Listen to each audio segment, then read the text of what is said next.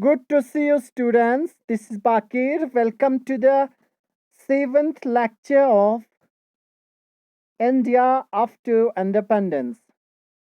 Last lecture की मदद से हमने देखा कि बेसिकली जब कॉन्स्टिट्यूशन को साउट किया गया तो उस समय थ्री मेन लिस्ट को भी ऐड किए गए, जिसमें union list, state list and concurrent list. ये स्टेट लिस्ट जिसमें कुछ चीज़ों में सिर्फ स्टेट का ही होता था, like health care and education, और यूनियन लिस्ट जिसमें सिर्फ सेंटर का पावर, सेंट्रली लोकेटेड या सेंट्रलिड पावर थे, जिसमें सिर्फ सेंटर का ही हाथ था, like taxes, defence and foreign affairs. और कॉन्करेंट लिस्ट जिसमें दोनों मिल के काम कर सकते थे, like forest and agriculture etcetera etcetera.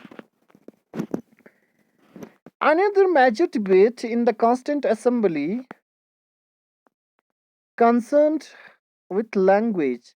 और सबसे बड़ा जो कॉन्स्टिट्यूशन असेंबली में डिबेट था वो कंसर्न विद लैंग्वेजेस थे। Many members believe that the English language should live India with British rulers.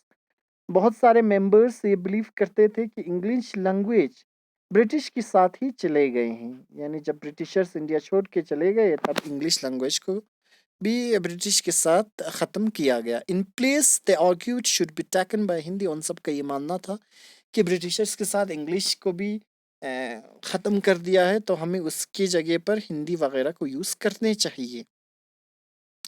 However, those who do not speak Hindi were different opinion। लेकिन वो लोग जो हिंदी नहीं बोल सकते थे उनका कुछ अलग ओपिनियन था। अलग क्या थे? Speaking in the assembly, TT Krishnamachari conveyed A warning on behalf of people of south. यानी एक असेंबली में बताते हुए एक असेंबली को एड्रेस करते हुए टीटी कृष्णमाचारी ने एक कन्वे किया साउथ लोगों के बिहाफ पर और वार्निंग दी। और क्या कहा? Some of home threaten to separate from India if Hindi was imposed on them. बहुत सारे लोगों को डर है या ये चीज़ कि वो इंडिया से सेपरेट होंगे अगर हिंदी उनके ऊपर इम्पोज्ड किया गया। So this was somehow a conveyed warning to the people on behalf of people of South India, which were addressing assembly set by T.T. Krishnamachari. A compromise was finally arrived और finally एक compromise पर पहुंच गई, जो कि namely that while Hindi would be the official language of India, English would be used in the courts, the services and communication between one state to another state। और finally इस चीज़ पर compromise किया गया कि हम हिंदी को रखेंगे but as an official language, और इंग्लिश को यूज़ किया जाएगा इन द कोर्ट सर्विसेज और communication between state to other state या state to states. Many Indians contribute to the framing of constitution, but perhaps most important role was played by Ambedkar। शायद बहुत सारे leaders ने Indian constitution को बनाने में काफ़ी हेल्प किया होगा, बट उनमें सबसे ज़्यादा हमें मोस्ट इम्पॉर्टेंट रोल दिखता है डॉक्टर बी आर अम्बेडकर का, जो कि चेयरमैन थे ड्राफ्टिंग कम्युनिटी का, एंड उसके सुपरविजन में बहुत सारे डॉक्यूमेंट को फाइनलाइज्ड किया गया।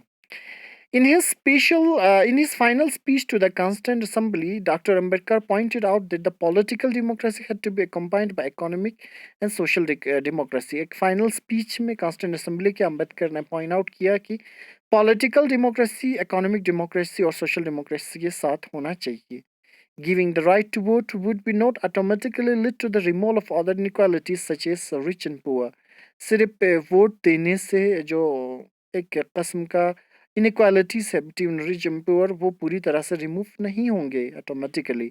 और between upper caste and lower caste with new constitution he set India वास।